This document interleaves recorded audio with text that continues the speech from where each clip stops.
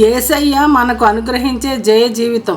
దేవుడు యెహోషువతో ఇలాగూ సెలవిచ్చెను, నా సేవకుడైన మోషే మృతి నొందెను, కాబట్టి నీవు లేచి నీవును ఈ జనులందరూ ఈ యొర్దాను నది దాటి నేను ఇశ్రాయేలీయులకు ఇచ్చుచున్న దేశమునకు వెళ్ళుడి.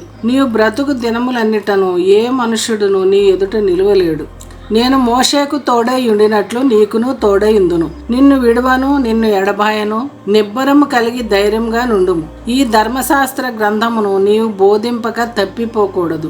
దానిలో వ్రాయబడిన వాటన్నింటి ప్రకారము చేయుటకు నీవు జాగ్రత్త పడినట్లు దివారాత్రము దాన్ని ధ్యానించినడల నీ మార్గమును వర్ధిల్ల చేసుకొని చక్కగా ప్రవర్తించదువు. ఈ 3 దినములలోగా మీరు యొర్దానును దాటవలెను అని అన్నారు. యెహోవా మందసమునెదుట యొర్దాను నీళ్లు ఒక రాశిగా ఆపబడెను. ఇశ్రాయేలీలు ఆరిన నేలను దాటిపోయిరి. దేవుడు ఇశ్రాయేలందరి ఎదుట యెహోషువను గొప్ప చేశారు. ఇశ్రాయేలీలు అమోరీలతో యుద్ధం చేయనప్పుడు యెహోషువ దేవునికి ప్రార్థన చేశాడు.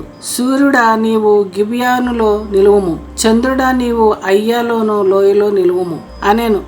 శత్రువుల మీద పగ తీర్చుకుని వరకు సూర్యుడు నిలిచెను, చంద్రుడు ఆగెను.